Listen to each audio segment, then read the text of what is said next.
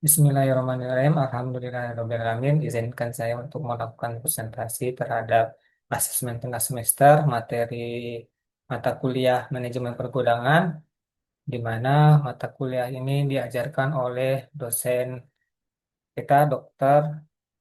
Erna Mulyati STMP.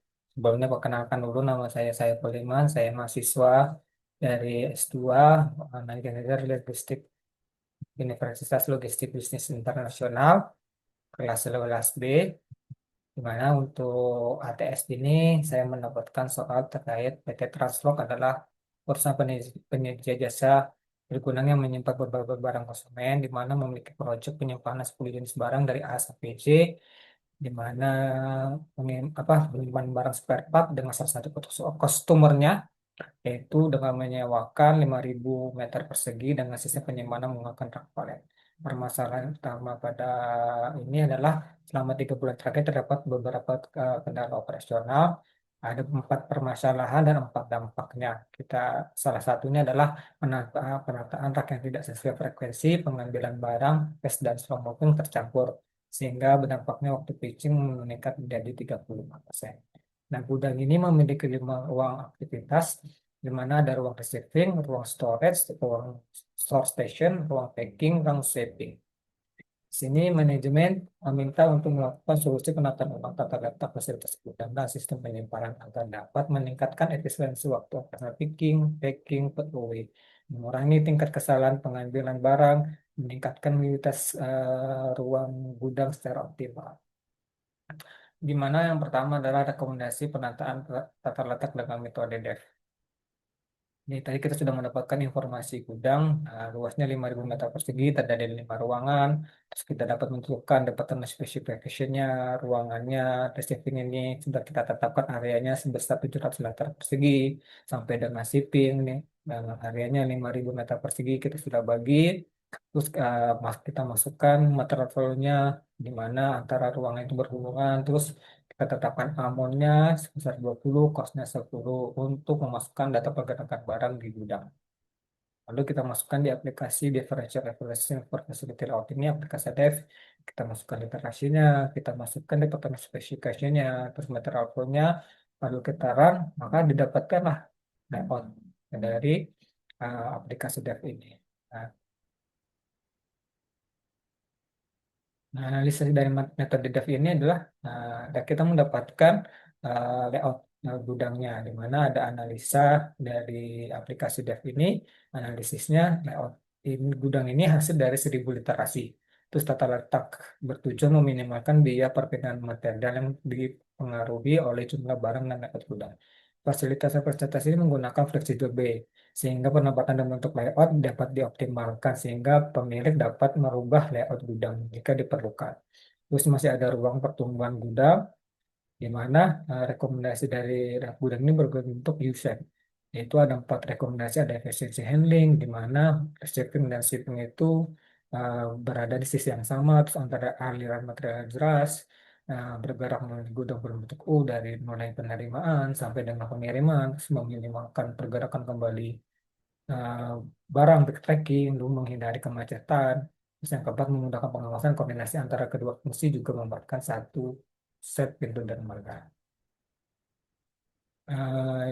Yang kedua, rekomendasi pendataan tata letak gudang PT Transat ini, kita pertama menggunakan klasifikasi ABC analisis, di mana kita nilai persediaannya, kita untuk menentukan kategori barang ini, mana yang kategori A yang 80%, di bawah 80%, kategori B di atas 80 sampai 95%, kategori C 90 sampai 100%. Nah, ABC analisis ini menentukan barang-barang aja termasuk kategori mana saja yang A, yang dan B, dan C. Setelah kita melakukan analisis ABC, kemudian kita melakukan klarifikasi analisis berdasarkan frekuensi pergerakan atau slow moving, di mana pola pengambilan dapat diasumsikan berdasarkan jumlah transaksi ataupun frekuensi order.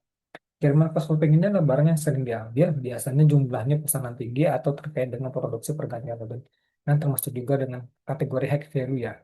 Terus yang kedua, slow moving ini ya tentunya barang yang jarang diambil. Setelah itu kita dapat menentukan penentuan barang dari mana yang barang fast, mana yang barang yang slow moving. Di sini saya sudah menentukan kiriman fast itu adalah kiriman kategori B dan kategori A dan B. Dan untuk kiriman yang slow itu ada kategori C, yang kiriman yang jarang di pick up ataupun jarang diambil. Nah, pertama itu layout gudang. Untuk layout gudang, kini saya apa, menemukan dengan layout TPU shape, di mana tetap Yusuf ini merupakan efisiensi dan mudah diawasi dengan aliran satu arah tanpa crossing. Jadi starlet flow dari receiving, storage, store stashing, packing, dan shipping. Di mana setiap rak ini terdiri dari 10 palet dan maksimal 300 sampai 400 unit item. Nah, kebutuhan dari untuk memasukkan gudang ini ada sebanyak 20 rak. Nah, ini pemanfaatnya mencapai 94% ya, untuk utilisasinya masih ada ruang pertumbuhan sebesar 5-6%. Lalu untuk sistem penyimpanannya, di sini kita menggunakan dedicated store system, itu klasifikasi kiriman. Nah, berdasarkan hasil analisis, berdasarkan threshold analisis, yang kedua, terusnya penggunaan metode slotting, kiriman FIFO, terus menggunakan sistem Bitcoin location, penentuan kode rak, barisnya, levelnya, posisinya, terus penerapan vertical space, gunakan rak pelet yang raknya disesuaikan tinggi dan levelnya, terus barang selama itu disimpan, bisa disimpan di atasnya barang Facebooknya. Terus color coding klasifikasi zona itu ada warna merah, kuning, hijau, dan biru. Dalam menentukan sistem penyimpanan kita penerapan teknologinya. Nanti penerapan teknologinya kita menggunakan sistem warehouse management system untuk pelacakan lokasi barang. Terus penggunaan barcode atau RFID untuk memudahkan proses picking dan mengurangi kesalahan. Yang ketiga, picking list diurutkan berdasarkan lokasi dan efisiensi rute picking. Nah, untuk ini kita melakukan pengukuran kinerja berdasarkan order ticket type-nya. Kita targetkan berkurang 20% dalam 3 bulan. Akurasi rate-nya target di atas 99%. Terus specialization-nya targetnya di bawah 85%.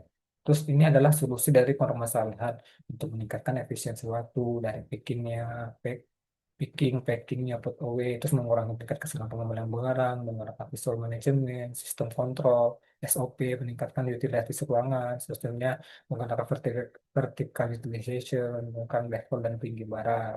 Terus kita menentukan selanjutnya rencana implementasinya ada 3 tahap. Yang tahap pertama adalah kita klasifikasi dulu barang habis, aplikasi barang berdasarkan ABC dan flow space, slow moving analisis, terus desain layoutnya. Terus tahap kedua, kita relokasi sistem penyimpanan bertahap install, terus labeling sistem, training para operator, para SDM-nya, menggunakan teknologinya. Terus yang ke tahap ketiga, implementasi WMF, barcode system, pen tuning berdasarkan feedback operator, dan estimasi KPI monitoring pembangunan kinerja.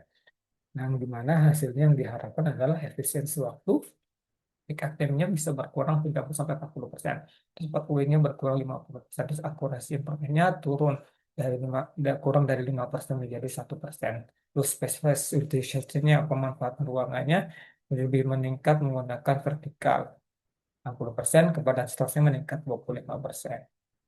Terus yang soal yang kedua, ini adalah terkait perusahaan PTX, perusahaan logistik yang dimana mengalami isu, itu banyaknya isu produk yang rusak, yang hilang di gudang, terus mendekati resiko perputaran yang rendah, menunjukkan stok rendah atau terjadi penumpukan ataupun overstocking gitu. Jadi ini kita menentukan strategi atau kebijakan apa yang sebaiknya kita gunakan dalam menentukan pengendalian persediaan untuk mengatasi masalah tersebut.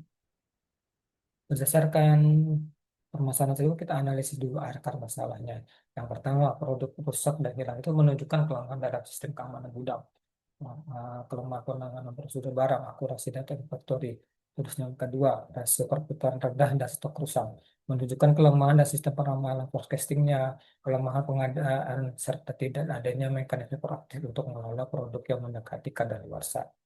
Nah, strategi dan kebijakan pengendalian persediaan. Yang pertama, produk rusak dan hilang. Tujuannya meningkatkan integritas dan akurasi stok. Pertama, kebijakannya penerapan sistem cycle counting yang rutin untuk melakukan pengecekan perhitungan fisik siklus baik harian, mingguan, bulanan berdasarkan klasifikasi barang ABC-nya dengan tindakan nangkannya klasifikasi ABC, itu kan SOP cycle counting, buat prosedur tetap penggunaan penanggung jawab gunakan yang tanggung jawab dan menggunakan teknologi barcode atau RFID, di mana manfaatnya keterdisesuaian dapat diidentifikasi di koreksi lebih cepat, meningkatkan akurasi data, mengurangi kehilangan. Yang kedua, kebijakan yang kedua, pendekatan keamanan dan penanganan gudang. Maksudnya ada terapkan prosedur standar untuk penerimaan, penyimpanan, dan pengeluaran gudang, di mana kita pemeriksaan penerimaan, kita cek pemeriksaan barang itu berdasarkan kualitas dan kuantitas. Untuk penyimpanannya menggunakan sistem FIFO dan FIFO dan menggunakan label yang jelas. Terus sistem zoning, area khusus untuk barang yang mudah rusak dan high value. Terus audit trial, cara catat setiap perpindahan barang menggunakan sistem WMS, mengurangi kerusakan dan kehilangan barang secara signifikan. Terus yang kedua, strategi dan kebijakan pengendalian persediaan itu berat itu. Yang kedua, rasio perputaran rendah dan stok usang. Tujuannya mengoptimalkan tingkat bersedia dan mempercepat perputaran. Itu kebijakan pertama, penerapan teknik peramanan pengisian ulang yang akurat, gunakan data histori dan faktor situasional merambatkan permintaan dan tentukan reorder point-nya, IOQ-nya, dengan tindakan demand force nya memanfaatkan info Crypto for Specific pada aplikasi WMS atau update secara berkala tuh order point atau safety stock gitu setiap kebutuhan unitnya atau IOQ-nya gunakan model IOQ untuk kuantitas pesanan yang optimal.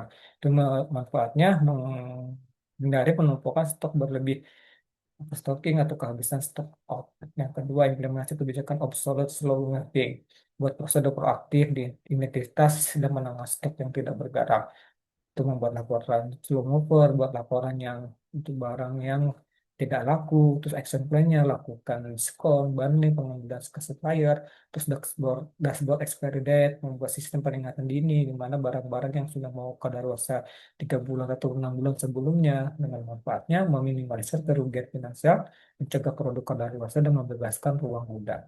Yang ketiga, kebijakannya kolaborasi yang lebih erat dengan pelanggan bersifat bangun komunikasi yang berbagai transparan dengan pelanggan bisa juga kepada mitra penyedia.